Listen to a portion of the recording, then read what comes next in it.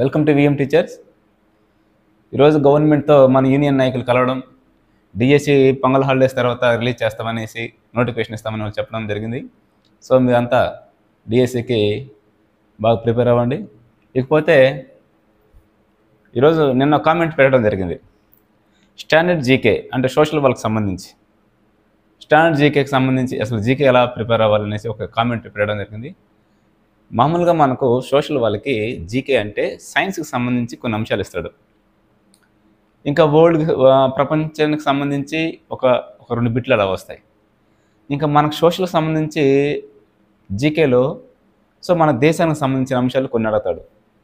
మనకు సోషల్కి సంబంధించిన ఎలిమినేట్ చేసినా పెట్టచ్చు, కానీ సైన్స్ మనం ఎలిమినేట్ చేయలేము. సైన్స్ మీద కొంచెం ఫోకస్ చేయండి, ఫిజిక్స్ మీద, బయాలజీ మీద, ఆ 10th 9th క్లాసు వాటి మీద కొంచెం ఫోకస్ చేయండి. ఇకపోతే లాస్ట్ క్లాస్లో మనం ఇక్ష్వాకుల గురించి డిస్కస్ చేసాం. మీకు ఏమైనా సందేహాలు ఉంటే కామెంట్ బాక్స్లో పెట్టండి, నేను వాటిని రెటిఫై చేయగలను. చూడండి, మౌర్యుల తర్వాత కుషాణులు ఉత్తర భారతదేశాన్ని అంటే వాయువ్య భారతదేశాన్ని పరిపాలించారని చెప్పుకున్నాం. కుషాణులు వీళ్ళు ఒక చిన్నపాటి ఒక సామ్రాజ్యాన్ని స్థాపించుకున్నారు. కుషాణులు అంతరించిన తర్వాత అంటే కుషాణులు కేవలం చివరి కుషాణులు కేవలం పంజాబ్కి మాత్రమే పరిమితమైనారు. అంటే ఈ పంజాబ్ ప్రాంతాన్ని కుషాణులు చివరి పాలకులు పరిపాలిస్తున్నారు. ఇక సింధు ప్రాంతం, ఆఫ్ఘన్ ప్రాంతం, ఈ ప్రాంతాన్ని ఇరానియన్ సస్సానీదులు పరిపాలిస్తున్నారు. ఇది విదేశీ తెగ. ఇక గుజరాత్ ప్రాంతాన్ని శకులు పరిపాలిస్తున్నారు.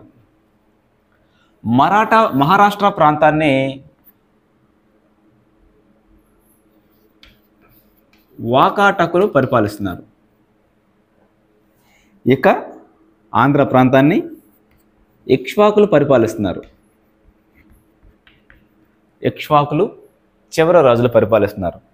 ఇక నెల్లూరు, గుంటూరు, తమిళనాడు ఉత్తర ప్రాంతాలని అంటే ఈ ప్రాంతాన్ని పల్లవులు పరిపాలిస్తున్నారు. ఇక ఉత్తర భారతదేశంలో చిన్న చిన్న రాజ్యాలు, చిన్న తెగలు పరిపాలిస్తున్నాయి. ఇలాంటి సమయంలో ఈ చిన్న తెగల్ని ఏకం చేసి ఈ రాజ్యాలన్నింటినీ ఆక్రమించి ఒక మహా సామ్రాజ్యాన్ని స్థాపించిన వాళ్ళు ఎవరు ఉన్నారంటే వాళ్ళే గుప్తులు. ఓకే, ఒకసారి మనం గుప్తుల గురించి పరిశీలిస్తాం. గుప్తులు 3వ శతాబ్దం నుండి 6వ శతాబ్దం వరకు సాధారణ శకం. ఈ మధ్య కాలంలో వీళ్ళు ఉత్తర భారతదేశాన్ని పరిపాలించడం జరిగింది. అంటే 3వ శతాబ్దం అంటే ఎగ్జాక్ట్లీగా మనకు సమయం కావాలంటే అంటే ఆ డేట్ కావాలంటే 219 నుండి 570 సంవత్సరం వరకు.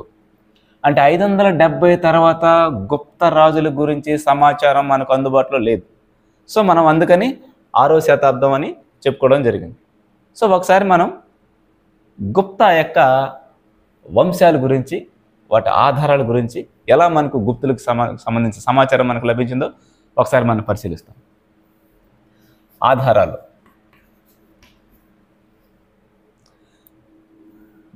అంటే మామూలుగా 2 రకాలు: లిఖిత ఆధారాలు,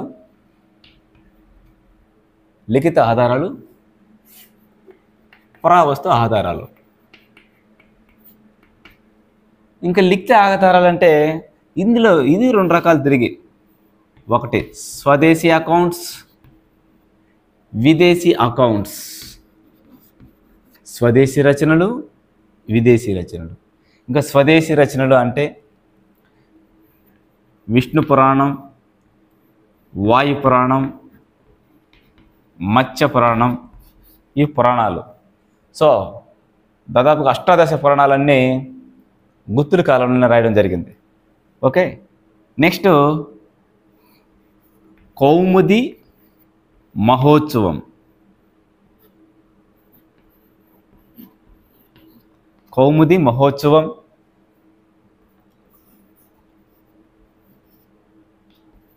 అభిజ్ఞాన శాకుంతలం,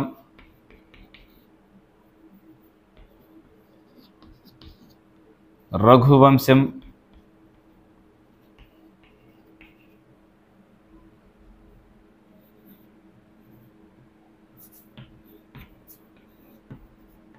హర్షచరిత్ర, కార్యమీమాంస,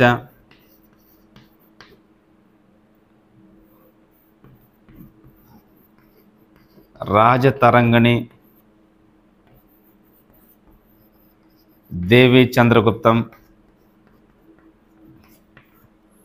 ఇవి లిఖిత రచనల్లో స్వదేశీ అకౌంట్స్ గురించి. సో కౌముది మహోత్సవం రాసిన వారు వజ్జిక.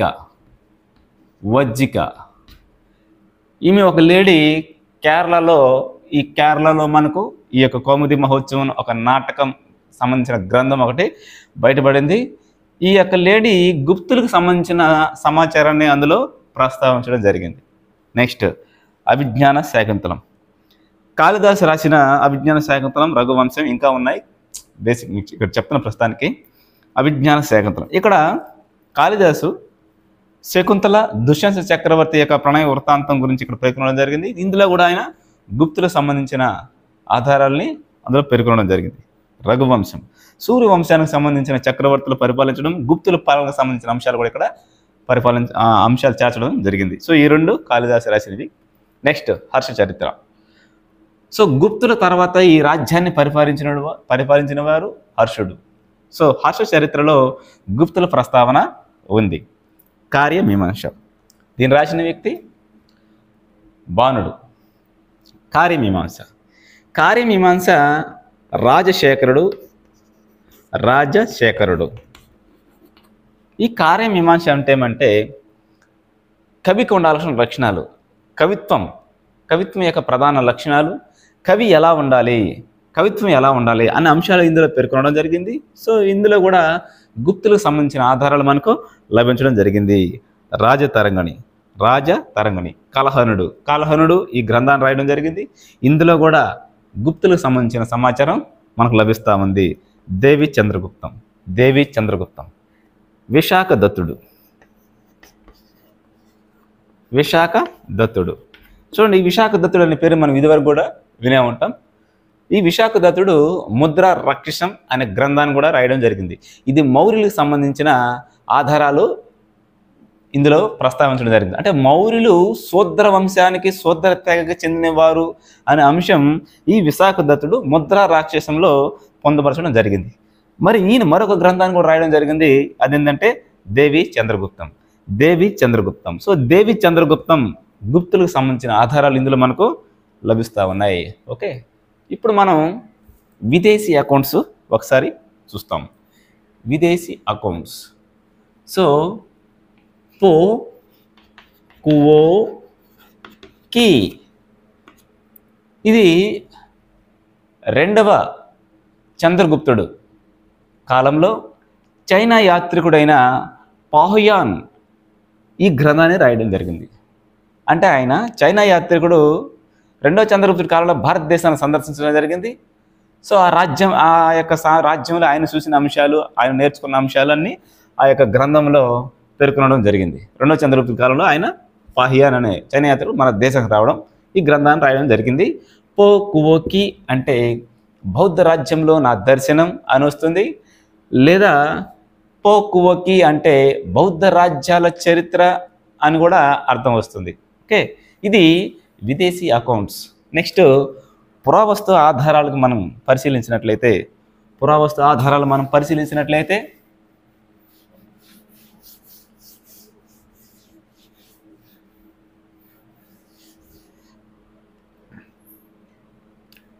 ఆధారాలు అందులో ఫస్ట్ది శాసనాలు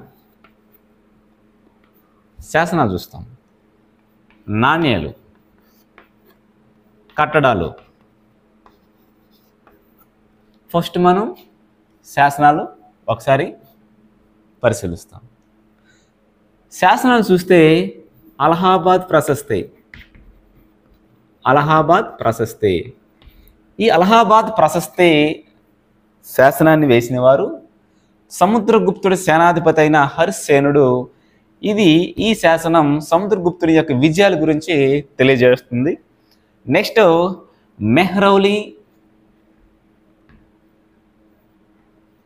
మెహ్రౌలి స్తంభ శాసనం. మెహ్రౌలి స్తంభ శాసనం. ఇది 2వ చంద్రగుప్తుడు కుతుబ్ మినార్కి సమీపంలో ఒక ఉక్కు స్తంభాన్ని వేయడం, అక్కడ ఈ యొక్క శాసనాన్ని చెక్కించడం జరిగింది ఆ ఉక్కు స్తంభం మీద. సో ఇప్పుడు కూడా చెక్కు చెదరకుండా ఉంటుంది. అంటే కుతుబ్ మినార్ సమీపంలో ఈ మెహ్రౌలి స్తంభ శాసనాన్ని వేసిన వారు ఎవరంటే 2వ చంద్రగుప్తుడు. ఎవరి కాలం ఎవరిది అంటే గుప్తులకు సంబంధించిన సమాచారం మనకు లభిస్తుంది. ఇంకా ఎరాన్ శాసనం. ఎరాన్ శాసనం దీనిని భానుగుప్తుడు, చివరి గుప్తుల్లో ఈయన చెందినవాడు, చివరి గుప్తుల్లో ఈయన ఒకడు.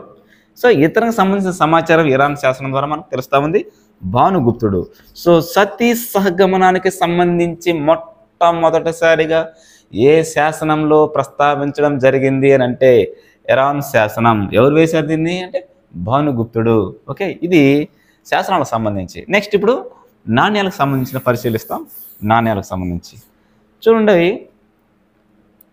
నాణ్యాల మీద వీణ వాయిస్తున్నట్టుగా ముద్రించుకున్న వ్యక్తి ఎవరు అంటే సముద్రగుప్తుడు. వీణ వాయిస్తున్నట్టుగా నాణ్యాలను ముద్రించిన గుప్త చక్రవర్తి ఎవరు అంటే సముద్రగుప్తుడు. ఇతను నాణ్యాల మీద కవిరాజు అని కూడా ముద్రించుకోవడం జరిగింది. కవిరాజు అని వీణ వాయిస్తున్నట్టుగా ఆయన నాణ్యాలను ముద్రించుకోవడం జరిగింది. నెక్స్ట్ ఈ యొక్క నాణ్యాల మీద గరుడు బొమ్మని ఒకవైపు, మరొక వైపు భాగవత బొమ్మని లేదా రాజాది రాజా ఆయన బిరుదులు ముద్రించుకున్న వ్యక్తి ఎవరంటే 2వ చంద్రగుప్తుడు. ఈ నాణ్యాల మీద ఆ 2వ చంద్రగుప్తుడు పులుల్ని వేటాడుతున్నట్టుగా కూడా ఆయన ముద్రించుకోవడం జరిగింది. ఓకే, ఇది నాణ్యాలకు సంబంధించిన సమాచారం. నెక్స్ట్ కట్టడాలు మనం పరిశీలించినట్లయితే గుప్తుల కాలంలో నలంద విశ్వవిద్యాలయం ఈనాటికి మనం బీహార్లో ఆ యొక్క చిత్రాలు మనము పరిశీలించవచ్చు. సో అద్భుతమైన కట్టడాలు మనం పరిశీలించవచ్చు గుప్తుల కాలంలో. ఓకే, ఈ ఆధారాలను బట్టి గుప్తుల కాలాన్ని స్వర్ణయుగంగా పేర్కొనడం జరిగింది. సో ఇప్పుడు గుప్తుల యొక్క వంశం గురించి, ఆ యొక్క రాజుల గురించి ఒకసారి మనం పరిశీలిస్తాం.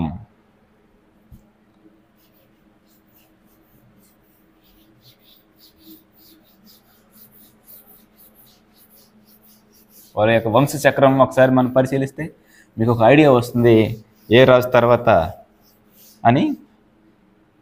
వంశ చక్రం గురించి ఒకసారి పరిశీలిస్తాం. ఫస్ట్ శ్రీగుప్తుడు, ఈయన తర్వాత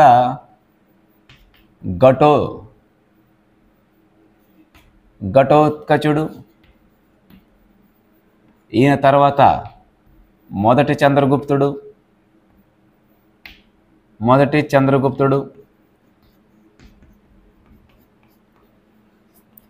ఈయన తర్వాత సముద్రగుప్తుడు,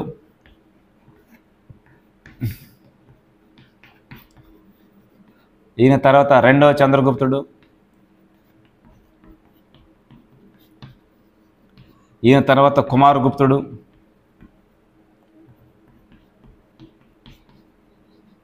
ఈయన తర్వాత స్కందగుప్తుడు, ఈయన తర్వాత పురగుప్తుడు.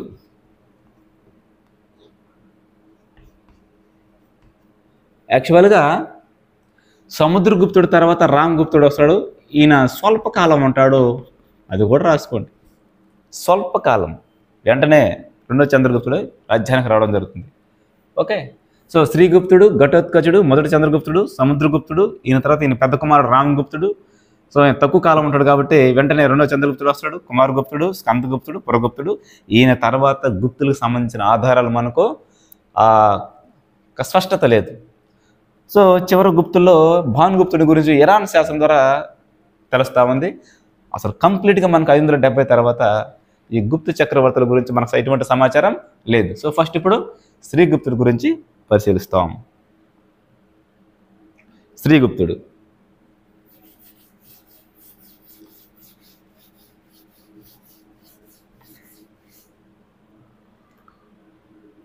శ్రీగుప్తుడు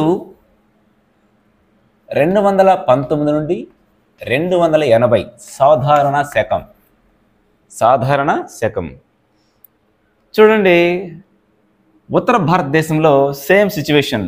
వీళ్ళందరూ ఇక్కడ కుషానులు, వీళ్ళందరూ పరిపాలిస్తున్నారు. శకులు ఇక్కడ, వాకాటకులు, ఇక్ష్వాకులు, చివరి రాజులు, ఇక్కడ పల్లవులు పరిపాలిస్తూ ఉన్నారు.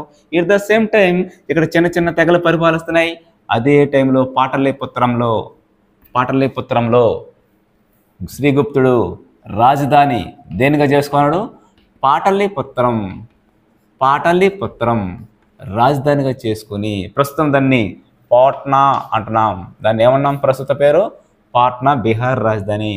పాట్నాకి ప్రాచీన నామం ఏది? ప్రాచీన పేరు, ఇదివరకు పేరు ఏమంటే పాటలీపుత్రం. దీన్ని రాజధానిగా చేసుకుని పరిపాలిస్తున్నాడు. ఈయన శాతవాహన మూల పురుషుడు, గుప్తుల యొక్క మూల పురుషుడు. గుప్తుల మూల పురుషుడు, ఆదిరాజు అని బిరుదు కలదు ఇతనికి. రాజాది రాజా అని బిరుదు కలదు. రాజాది రాజా. చూడండి, గుప్తుల్లో మొదటివాడు, గుప్త వంశస్థుడు, గుప్త వంశ స్థాపకుడు. సో గుప్త వంశ స్థాపకుడు, గుప్తులకి మూల పురుషుడు, గుప్తుల్లో ఆదిరాజు, రాజాది రాజా అని బిరుదులు కలిగిన వారు ఎవరు అంటే శ్రీగుప్తుడు. ఓకే, ఈయన ఎటువంటి రాజ్య విస్తరణ చేయలేదు. ఓకే, ఇతని తర్వాత ఘటోత్కచుడు రాజ్యానికి రావడం జరిగింది. ఈయన కూడా ఎటువంటి రాజ్య విస్తరణ చేయలే. ఈ పాటలీపుత్రాన్ని మాత్రమే పరిపాలించుకుంటా ఉన్నారు. శ్రీగుప్తుడుగానే అయిన తర్వాత వచ్చిన ఘటోత్కచుడు. ఈ ఘటోత్కచుడు కుమారుడైన మొదటి చంద్రగుప్తుడు. ఈయన తర్వాత వచ్చింది ఎవరు? మొదటి చంద్రగుప్తుడు. ఈ మొదటి చంద్రగుప్తుడు 320 నుండి 335 వరకు రాజ్యం చేసినట్లుగా మనకు ఆధారాలను బట్టి తెలుస్తూ ఉంది. ఈయన రాజ్యానికి రాగానే రాజ్య విస్తరణ చేయాలా అనే ఒక రాజ్యకాంక్ష అయితే ఈయనకి ఉంది. అందుకే నాకు ప్లాన్ చేశాడు. ఏంటి ఆ ప్లాన్ అంటే, ఆ రోజుల్లో మీకు ఇదివరకు కూడా చెప్పినా నేను మీకు షోడశ మహాజనపద కాలంలో కూడా అత్యంత బలమైన వంశం ఏదైనా ఉందంటే లెచ్చవి వంశం. మీరు గమనించే ఉండాలి. లెచ్చవి వంశం అత్యంత బలవంతులు. వీళ్ళను ఓడించడం అసాధ్యం. చాలా బలవంతులు లెచ్చవి వంశం. ఈ మొదటి చంద్రగుప్తుడు లెచ్చవి వంశానికి చెందిన రాకుమార్తెని కుమారదేవిని వివాహం చేసుకోవడం జరిగింది. కుమారదేవి. ఈ లెచ్చవి రాకుమార్తె కుమారదేవిని ఎప్పుడైతే మొదటి చంద్రగుప్తుడు వివాహం చేసుకోవడం జరిగిందో ఆటోమేటిక్గా ఆయన సైనిక బలం పెరిగింది. ఎప్పుడైతే సైనిక బలం పెరిగిందో పక్కనే ఉన్న ఈ బీహార్ మొత్తాన్ని ఆక్రమించుకోవడం జరిగింది. బీహార్ మొత్తాన్ని ఆక్రమించుకున్నాడు. తర్వాత బెంగాల్ మొత్తాన్ని ఆక్రమించుకున్నాడు. ఈ బెంగాల్ అంటే పశ్చిమ బెంగాల్, బంగ్లాదేశ్, ఒడిస్సా, ఛత్తీస్గఢ్, ఇవన్నీ బెంగాల్. ఈ బెంగాల్ ప్రాంతం మొత్తం ఆక్రమించుకున్నాడు. అలహాబాద్ వరకు, ఉత్తరప్రదేశ్లోని అలహాబాద్ వరకు విశాల రాజ్యాన్ని ఇక్కడ స్థాపించుకున్నాడు. అంటే గుప్త శక ప్రారంభకుడు, ఒక మహారాజ్యాన్ని, ఒక సామ్రాజ్యాన్ని స్థాపించిన గుప్త చక్రవర్తి ఎవరు అంటే మొదటి చంద్రగుప్తుడు. చూడండి, మీరు శ్రీగుప్తుడు కానీ ఘటోత్కచుడు కానీ రాజ్య విస్తరణ చేయలేదు.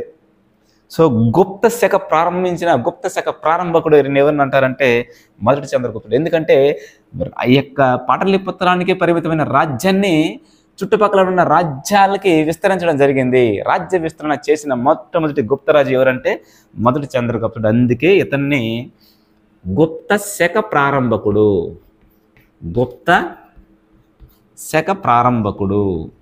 అని పిలవడం జరిగింది. ఏ ప్రాంతాలను ఆక్రమించుకున్నాడు ఇతను? బెంగాల్ను ఆక్రమించాడు, బీహార్ను ఆక్రమించాడు, ఉత్తరప్రదేశ్లోని అలహాబాద్ వరకు రాజ్యాన్ని విస్తరించడం జరిగింది. ఓకే. సో రాజ్యాన్ని పటిష్టపరుచుకున్నాడు, సైనిక బలాన్ని పెంచుకోవడం జరిగింది. ఎవరితో? లెచ్చివి రాకుమార్తెను ఎప్పుడైతే కుమారదేవిని వివాహం చేసుకోవడంతో తన యొక్క సైనిక బలం ఆటోమేటిక్గా పెరిగింది. ఈయన తర్వాత రాజ్యానికి వచ్చిన గుప్త రాజు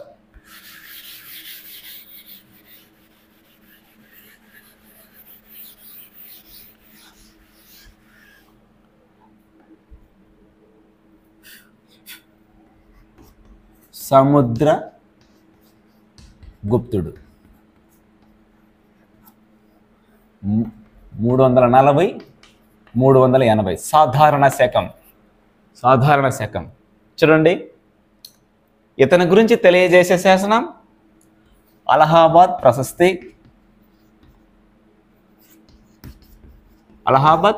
ఇతని సేనాధిపతి అయిన హరిసేనుడు వేయడం జరిగింది. హరిసేనుడు చూడండి, అలహాబాద్ ప్రశస్తి అనే శాసనాన్ని వేసిన వారు హరిసేనుడు.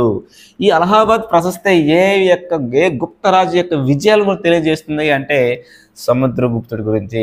ఇతని యొక్క బిరుదులు మనం పరిశీలించినట్లయితే ఇతని యొక్క బిరుదులు విక్రమాంక. ఈయన యొక్క బిరుదులు. ఇంకొక పేరు ఉంది ఇండియన్ నెపోలియన్.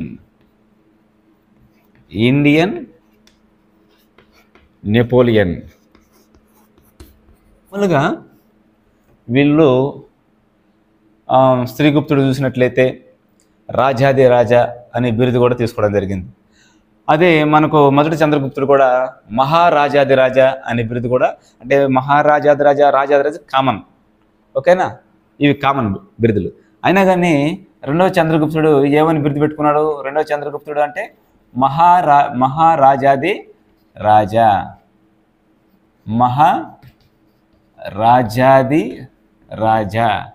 అదే శ్రీగుప్తుడికి ఏమని బిరుదు? ఆదిరాజు, రాజాది రాజా. ఈ ఒకసారి చూసుకోండి, ఈ యొక్క బిరుదులు ఒకసారి చూసుకోండి. రాజాది రాజా, ఆదిరాజు శ్రీగుప్తుడు, రెండో చంద్రగుప్తుడు మహారాజాది రాజా.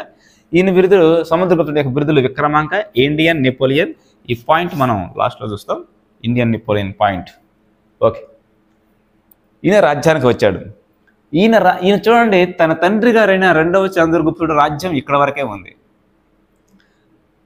సో ఈ యొక్క ఉత్తర భారతదేశంలో చిన్న చిన్న తెగలు ఉన్నాయి. దాదాపు ఒక 9 రాజ్యాలు ఉన్నాయి ఉత్తర భారతదేశంలో, ఈ గంగా మైదాన ప్రాంతంలో. ఈ గంగా మైదానంలో ఉన్న 9 రాజ్యాల్ని మొత్తం స్వాధీనం చేసుకోవడం జరిగింది. ఇక్కడ చూడండి, గంగా మైదానంలో ఎన్ని రాజ్యాలను స్వాధీనం చేసుకోవడం జరిగింది? 9 రాజ్యాలను స్వాధీనం చేసుకోవడం జరిగింది. ఈ యొక్క మధ్య భారతదేశంలో ఉన్న 9 రాజ్యాల అటవిక రాజ్యాలను కూడా ఈయన స్వాధీనం చేసుకోవడం జరిగింది. ఓకే, సో తన టార్గెట్ ఉత్తర భారతదేశాన్ని స్వాధీనం చేసుకున్నాడు, మధ్య భారతదేశాన్ని స్వాధీనం చేసుకున్నాడు. నెక్స్ట్ టార్గెట్ దక్షిణ భారతదేశం వైపు తన యొక్క దిగ్విజయ యాత్రను కొనసాగించడం జరిగింది. ఎప్పుడైతే ఈ యొక్క సముద్రగుప్తుడు దక్షిణ భారతదేశానికి దండయాత్రలకి బయలుదేరాడో ఈ ప్రతి ప్రాంతాన్ని స్వాధీనపరచుకోవడం రావడం జరిగింది. చూడండి, ఈయన యొక్క ముఖ్య ఉద్దేశం యుద్ధంలో శత్రువుని చంపడం కాదు, యుద్ధంలో శత్రువుని గెలవడం మాత్రమే. గుర్తుపెట్టుకోవాలి మీరు. ఏ ఒక్క రాజును కూడా ఈయన అవమానపరచల. తన సార్వభౌమాధికారాన్ని అంగీకరించిన వెంటనే తన రాజ్యాన్ని అతనికి అప్పగించి తిరిగి రావడం జరిగింది. ఈ విధంగా దాదాపు ఒక 12 దక్షిణ భారత రాజ్యాలని ఓడించి తన సార్వభౌమాధికారాన్ని ఆయన నిరూపించుకోవడం జరిగింది. అదొక చిట్ట చివరి దక్షిణ భారతదేశంలో ఎన్ని రాజ్యాలని చెప్పాను మీకు? 12 రాజ్యాలుతో చిట్ట చివరి దక్షిణ భారత రాజ్యం ఏది అంటే పల్లవులు. సో ఆనాటి పల్లవ రాజు ఎవరు? విష్ణుగోపుడు. చిట్ట చివరి దక్షిణ భారత రాజ్యాన్ని చిట్ట చివరిగా ఓడించడం జరిగింది సముద్రగుప్తుడు. అంటే పల్లవ రాజ్యాన్ని విష్ణుగోపుడు రాజు, అంటే సముద్రగుప్తుడికి సమకాలికమైన రాజు. ఈయన దక్షిణ భారతదేశ యాత్రలో బిజీగా ఉన్నప్పుడు ఉత్తర భారతదేశంలో ఉన్న 9 రాజ్యాలను ఏకం చేసిన వాకాటక రాజు, ఇక్కడ వాకాటకులు ఉన్నారు. ఈ వాకాటక రాజు వీడు ఏం చేశాడంటే, వాకాటక రాజు మొదటి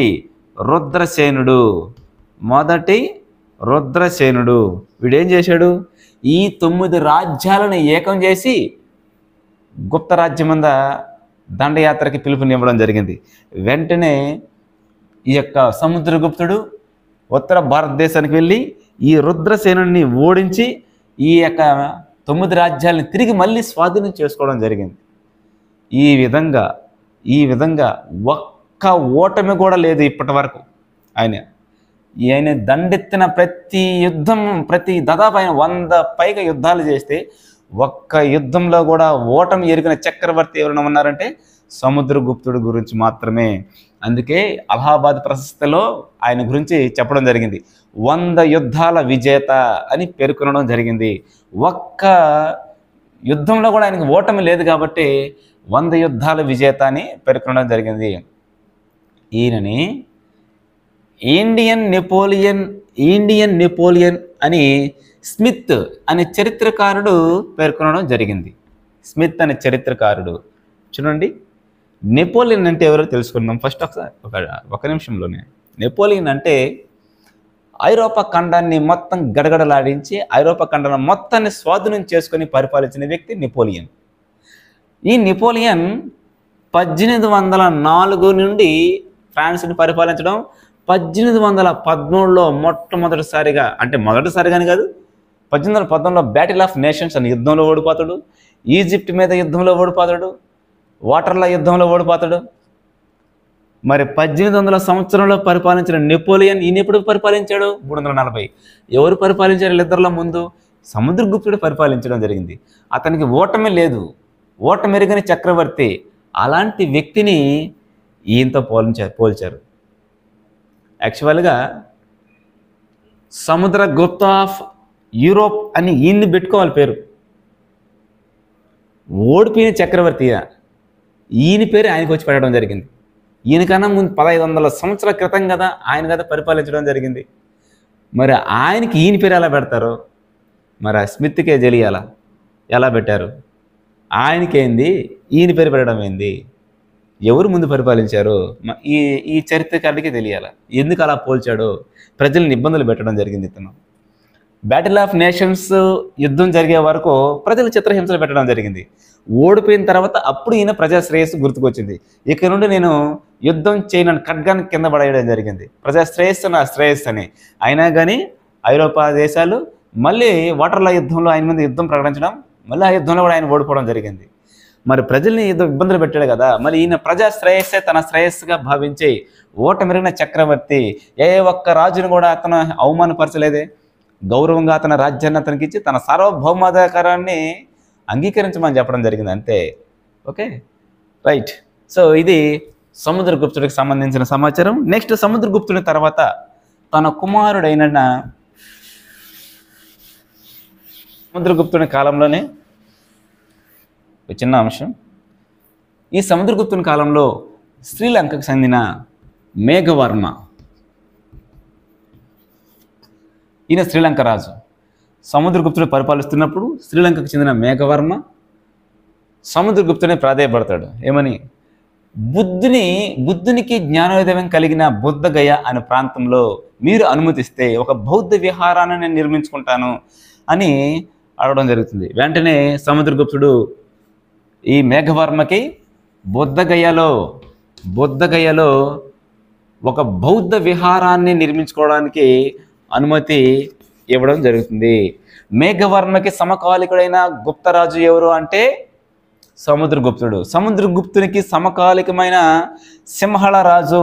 సింహళ అంటే ఏమంటే శ్రీలంకకి ప్రాచీన పేరు ఏమంటే సింహళ రాజు ఎవరు అంటే మేఘవర్మ. ఇద్దరు సమకాలిక రాజులు, గుర్తుపెట్టుకోండి. సో ఇతని తర్వాత సముద్రగుప్తుడి తర్వాత రాజ్యానికి వచ్చిన వ్యక్తి రామగుప్తుడు. రామగుప్తుడు రాజ్యానికి వచ్చాడు. రామగుప్తుడు ఎప్పుడైతే రాజ్యానికి రావడం జరిగిందో శకులు శకులు. మూడవ రుద్రసింహుడు. వెంటనే పాటలీపుత్రం మీద దండెత్తాడు. ఎప్పుడైతే పాటలీపుత్రం మీద దండెత్తడం జరిగిందో ఈ రామగుప్తుడు ఏం చేశాడంటే, అరే పనికి మళ్ళీ నా మీద ఎందుకు దండెత్తారో, కావాలంటే మీరు నా పిల్లల్ని తీసుకుని వెళ్ళిపోండి, నన్ను వదిలేయండి అని ఓటమిని అంగీకరించి తన భార్య అయిన పట్టపు రాణి అయిన ఈ యొక్క ధృవాదేవిని శకరాజుకి ఇచ్చేస్తాడు, ఈ మూడవ రుద్రసింహుడికి. ఈమె తీసుకెళ్ళి వాడు అక్కడ బంధిస్తాడు.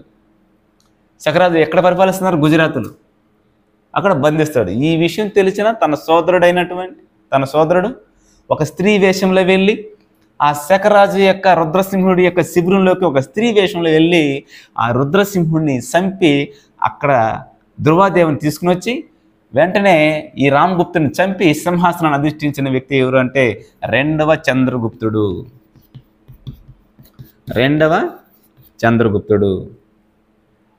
అంటే అసమర్థత కలిగిన చక్రవర్తి ఈ యొక్క గుప్త రాజ్యానికి పాలించడానికి అర్హత లేదని భావించి తన సోదరుని చంపి పట్టాభిషేకం చేసుకున్న గుప్తరాజు ఎవరు అంటే రెండవ చంద్రగుప్తుడు. వెంటనే తను వదిలినటువంటి ధృవాదేవిని వివాహం చేసుకుని పట్టాభిషేకం చేసుకోవడం జరుగుతుంది. సో ఈయన మనం గమనించినట్లయితే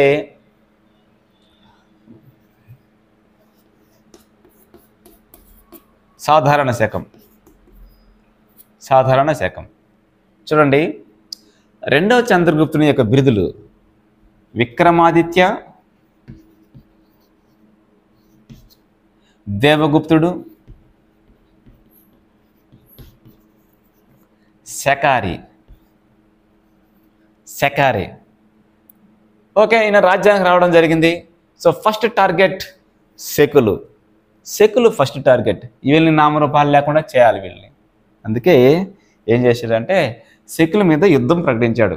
శకుల మీద యుద్ధం ప్రకటించి వాళ్ళు ఓడించి వాళ్ళ నాణ్యాల మీద గరుడు బొమ్మ ఒకవైపు, మరొక వైపు పరమ భాగవత బొమ్మ లేదా రాజాది రాజ అనే బిరుదులు ముద్రించుకోవడం జరిగింది. పులిని వేటాడుతున్నట్టు కూడా అయిన నాణ్యాలు ముద్రించుకోవడం జరిగింది. శకుల్ని నాశనం చేశాడు కాబట్టి ఈయనకి శకారి అనే బిరుదు రావడం జరిగింది. చూడండి, ఇక్కడ వాకాటకులు ఈ శకుల్ని ఓడించడంలో కీలకమైన పాత్ర సహాయం చేశారు కాబట్టి తన కుమార్తె అయినటువంటి ప్రభావతి గుప్త ఈ ప్రభావతి గుప్తని రెండవ రుద్రసేనుడు, వాకాటక రాజు ఇతను. రెండవ రుద్రసేనుడు ఎవరితను? వాకాటక రాజు. ఈ వాకాటక రాజు అయిన రెండవ రుద్రసేనుడికి తన కుమార్తె ప్రభావతి గుప్తాని ఇచ్చి వివాహం చేయడం ద్వారా వాకాటకులతో ఇతను స్నేహ సంబంధాలు వివాహ బంధాలు నెరపడం ద్వారా శత్రుత్వాన్ని లేకుండా చేసుకోవడం జరిగింది. ఇక్కడ శత్రుత్వం లేదు. ఇక్కడ నాగవంశం అనేవాళ్ళు ఈ యొక్క గుప్త రాజ్యాన్ని ఇబ్బందులు పెట్టేవాళ్ళు. అందుకే రెండవ చంద్రగుప్తుడు వెంటనే ఆ నాగవంశం రాకుమార్తె అయినటువంటి కుబేర నాగ ఈ కుబేర నాగాన్ని వివాహం చేసుకోవడంతో సో ఈ ఉత్తర భారతదేశంలో గుప్త రాజ్యాన్ని వ్యతిరేకించే వాళ్ళు లేకుండా పోయింది. ఈ విశాల సామ్రాజ్యాన్ని పటిష్టపరుచుకొని సాఫీగా పరిపాలించడం జరిగింది. ఈయన మెహ్రౌలి స్తంభ శాసనం కూడా వేయడం జరిగిందని చెప్పి. మరి ఈయన పరిపాలిస్తున్నప్పుడు భారతదేశాన్ని సందర్శించిన చైనా యాత్రికుడు ఎవరు అంటే చైనా యాత్రికుడు పాహియాన్ అనే చైనా యాత్రికుడు ఏ భారతదేశ చక్రవర్తి పాలనా కాలంలో భారతదేశాన్ని సందర్శించడం జరిగింది అంటే రెండవ చంద్రగుప్తుడి యొక్క పాలనా కాలంలో భారత్ను సందర్శించిన చైనా యాత్రికుడు పాహియాన్. గుర్తుపెట్టుకోండి, భారత్ని సందర్శించిన మొట్టమొదటి చైనా యాత్రికుడు ఎవరు? పాహియాన్ ఏ గుప్త చక్రవర్తి పాలనా కాలంలో భారత్ను సందర్శించాడు? రెండవ చంద్రగుప్తుడు. మరి పాహియాన్ రాసిన గ్రంథం పో కువో కి అంటే బౌద్ధ రాజ్యంలో నా దర్శనం లేదా బౌద్ధ రాజ్యాల చరిత్ర. ఓకే, చూడండి, ఈ యొక్క గ్రంథం యొక్క ప్రత్యేకత ఏమంటే ఈయన పాటలీపుత్రంలో 3 సంవత్సరాలు ఉండి సంస్కృతం నేర్చుకున్నాడు. ఈయన ఈ గ్రంథంలో ఏ రాజు పేరు కూడా చేర్చలేదు. ఈ సమయంలో బౌద్ధ రాజ్యంలో ఈ సమయంలో పరిపాలనా అంశాలు ఎలా ఉన్నాయి కానీ రాజు పేరు మాత్రము ప్రస్తావించలేదు. Okay, right. సరే, రెండవ చంద్రగుప్తుణ్ణి కవి పండిత పోషకుడు అని అంటాం. కవి పండిత పోషకుడు అవేంటో ఒకసారి మనం పరిశీలిస్తాం. కవి పండిత పోషకుడు చూడండి, సముద్రగుప్తుడు స్వయంగా కవి, అందుకే నాణ్యాల మీద కవిరాజా అని బిరుదుని ముద్రించుకోవడం జరిగింది. ఈయన సంగీతం అంటే ఇష్టం ఉంది కాబట్టి ఆయన వీణ వాయిస్తున్నట్టుగా సంగీతం ఆ యొక్క ముద్రలో ముద్రించుకోవడం జరిగింది. ఈయన కవి కాదు, కానీ కవి పండిత పోషకుడు. కవి పండిత పోషకుడు. 11 మనకి అయింది టైము. కవి పండిత పోషకుడు.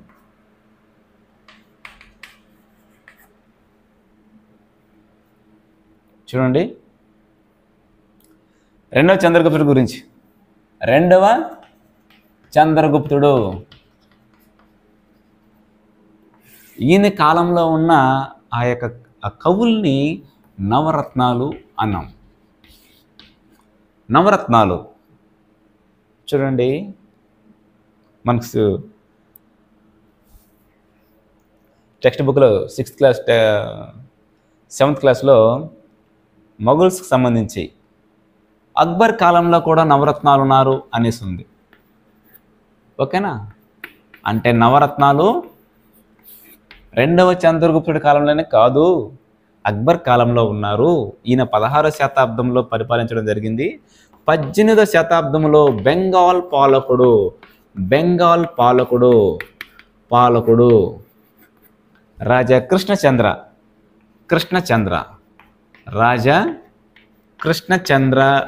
ఆస్థానంలో కూడా నవరత్నాలు కలరు.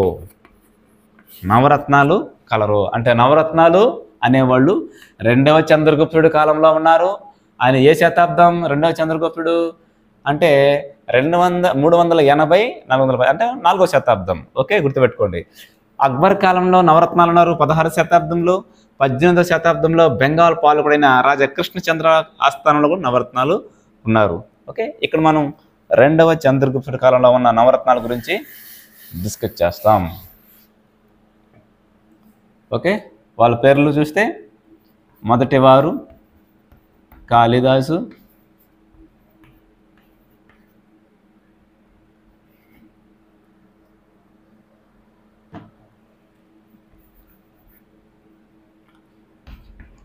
అమరసింహుడు,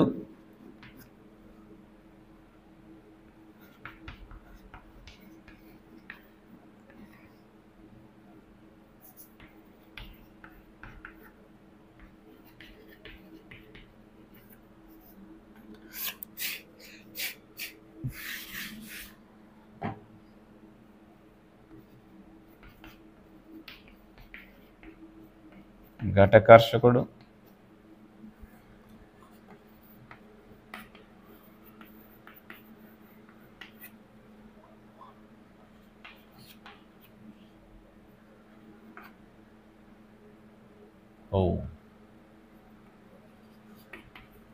బేతాళ భట్టు, సరిపోయినాయా? క్షేపణకుడు 2 3 4 5 6 7 8 9 జరిపినాయి. సో 9. కాళిదాస్.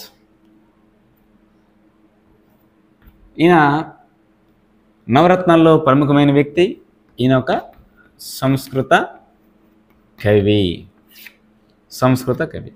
ఎవరు? కాళిదాస్ రచయిత, సంస్కృత కవి. అమరసింహుడు.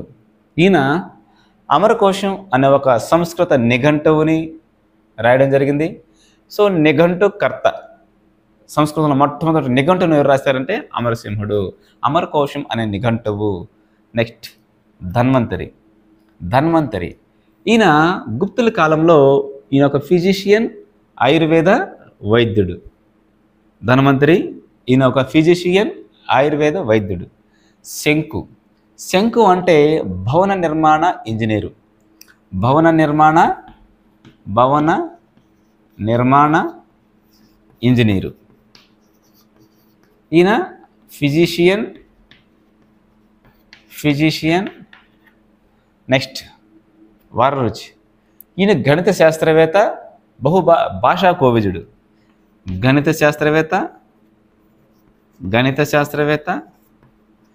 భాషా కోవిదుడు.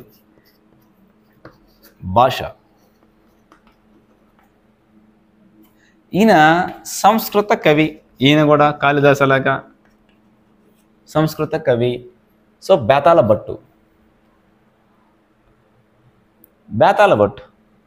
ఈ బేతాళ భట్టు మంత్రశాస్త్ర కోవిదుడు. మంత్రశాస్త్రానికి సంబంధించిన గ్రంథాన్ని రాయడం జరిగింది. సో మంత్రశాస్త్ర కోవిదుడు. గుప్తులు కాలంలో మంత్రశాస్త్ర కోవిదుడు ఎవరిని అంటారంటే బేతాళ భట్టు. వరాహమిరుడు ఖగోళ శాస్త్రవేత్త.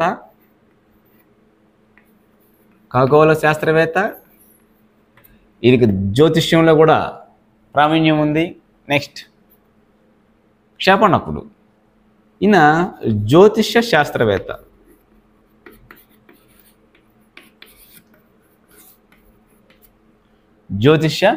శాస్త్రవేత్త. చూడండి, రెండవ చంద్రగుప్తుడి కాలంలో ఈ యొక్క 9 మంది కవుల్ని నవరత్నాలు అంటాం. వీళ్ళ యొక్క రాసిన గ్రంథాలు మనం పరిశీలించవచ్చు. ఓకే, నెక్స్ట్ రెండవ చంద్రగుప్తుని తర్వాత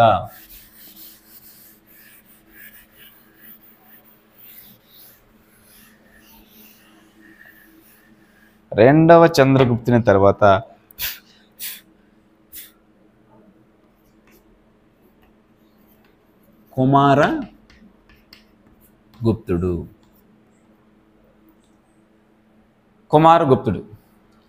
415 నుండి 455 సాధారణ శకం. చూడండి, గుప్తుల కాలంలో విదేశీ దాడులు చాలా ఎక్కువ జరిగాయి. ముఖ్యంగా కుమారగుప్తుడి కాలంలో హూణుల దండయాత్ర ప్రారంభమైంది. హూణుల దండయాత్ర అంటే ఎవరు వీళ్ళు చూస్తాం, ఒకసారి హూణులు ఎవరో చూస్తాం. హూణులు అనేవాళ్ళు ఒక అటవికి తెగకి చెందినవారు. ఈ మధ్యాసియా ప్రాంతంలో ఉన్న వీళ్ళ టార్చర్ భరించలేక, వీళ్ళ దాడులు తట్టుకోలేక శకులు కావచ్చు, యూచి తెగకి చెందిన కుషాణులు కావచ్చు, ఇలా టార్చర్ వీళ్ళ యొక్క హింసను భరించలేక, ఈ దాడులను భరించలేక ఈ మధ్యాసియా ప్రాంతం నుంచి వాయువ్య భారతదేశానికి రావడం జరిగింది. వీళ్ళు ఈ ప్రాంతం నుండి భారతదేశం మీదకి వచ్చే హూణులు ఈ కుమారగుప్తుడి కాలంలో వాయువ్య భారతదేశం మీద దండయాత్ర స్టార్ట్ అయింది. అంటే గుప్త రాజ్యం మీద దండయాత్ర ఎవరి కాలంలో ప్రారంభమైంది అంటే కుమారగుప్తుడి కాలంలో. ఈ యొక్క కుమారగుప్తుడు తన కుమారుడైనటువంటి స్కందగుప్తుడుతో కలిసి హూణుల యొక్క దండయాత్రని దిగ్విజయంగా తిప్పికొట్టడం జరిగింది. కుమారగుప్తుడు దాదాపు 100 గ్రామాల్ని దానం చేసి నలంద విశ్వవిద్యాలయాన్ని నిర్మించడం జరిగింది. సో నలంద విశ్వవిద్యాలయాన్ని ఎవరు నిర్మించారు అంటే కుమారగుప్తుడు. ఓకే, మరి కుమారగుప్తుడి తర్వాత రాజ్యానికి వచ్చిన వ్యక్తి ఎవరు అంటే స్కందగుప్తుడు. సో ఈయన 455 నుండి 467 సాధారణ శకం. ఈ స్కందగుప్తుడు గుప్తులలో చివరి సమర్థవంతమైన చక్రవర్తి ఎవరు అంటే స్కందగుప్తుడు. ఈ స్కందగుప్తుడి కాలంలో కూడా మళ్ళీ హూణులు దండయాత్ర భారతదేశం మీద హూణుల దండయాత్ర చేయడం జరిగింది. ఈయన మళ్ళీ సమర్థవంతంగా హూణుల యొక్క దండయాత్రని తిప్పుకోవడం జరిగింది. చిన్న చిన్న భారీగా చాలా తిరుగుబాట్లు జరగడం జరిగింది. ఉత్తర భారతదేశంలో అన్ని తిరుగుబాట్లను సమర్థవంతంగా ఎదుర్కొని అణిచివేయడం జరిగింది. ఓకే, ఈయన తర్వాత గుప్త రాజుల గురించి మనకు సమాచారం లేదు. సో ఎరాన్ శాసనం ద్వారా భానుగుప్తుడి గురించి మనకు తెలుస్తూ ఉంది. భానుగుప్తుడి గురించి మనకు తెలుస్తుంది. ఓకే, మరి 570 తర్వాత ఏ గుప్త రాజుకి సంబంధించిన సమాచారం మన దగ్గర లేదు. ఓకే, చూడండి, మరి ఇంత పటిష్టమైన గుప్త రాజ్యం పతనానికి గల కారణాన్ని మనం పరిశీలించినట్లయితే గుప్తుల యొక్క పతనానికి సంబంధించిన కారణాలు